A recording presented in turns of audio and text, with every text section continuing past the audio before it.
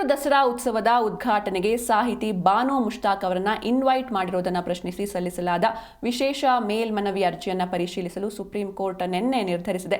ಅರ್ಜಿದಾರ ಎಚ್ಎಸ್ ಗೌರವ್ ಪರವಾಗಿ ವಕೀಲ ಸುಘೋಷ್ ಸುಬ್ರಹ್ಮಣ್ಯಂ ಅವರು ಭಾರತದ ಮುಖ್ಯ ನ್ಯಾಯಮೂರ್ತಿ ಬಿಆರ್ ಗವಾಯಿ ನೇತೃತ್ವದ ಪೀಠದ ಮುಂದೆ ಈ ಅರ್ಜಿಯನ್ನು ಉಲ್ಲೇಖಿಸಿದರು. ಇದೇ 22ರಂದು ದಸರಾ ಆರಂಭವಾಗಲಿದ್ದು ತುರ್ತಾಗಿ ಅರ್ಜಿ ವಿಚಾರಣೆ ನಡೆಸಬೇಕು ಅಂತ ಅವರು ಮನವಿಯನ್ನ ಕೂಡ ಮಾಡಿದ್ರು.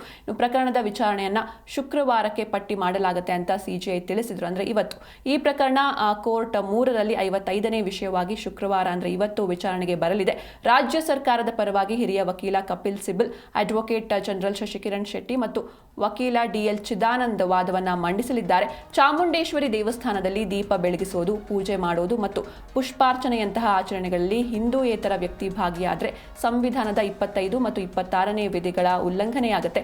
ಇದರಿಂದ ಹಿಂದೂ ಭಾವನೆಗಳಿಗೆ ನೋವುಂಟು ಆಗಲಿದೆ ಮತ್ತು ಕಾರ್ಯಕ್ರಮದ ಧಾರ್ಮಿಕ ಪಾವಿತ್ರ್ಯಕ್ಕೆ ಧಕ್ಕೆ ಉಂಟಾಗಲಿದೆ ಅಂತ ಅರ್ಜಿಯಲ್ಲಿ ವಾದಿಸಲಾಗಿದೆ. ಈ ಸಂಬಂಧ ಮಾಜಿ ಸಂಸದ ಪ್ರತಾಪ್ ಸಿಂಹ ಮತ್ತಿತರರು ಸಲ್ಲಿಸಿದ್ದ ಸಾರ್ವಜನಿಕ ಹಿತಾಸಕ್ತಿ ಅರ್ಜಿಗಳನ್ನು ಹೈಕೋರ್ಟ್ ಇದೇ 15ರಂದು ವಜಾಗೊಳಿಸಿತ್ತು.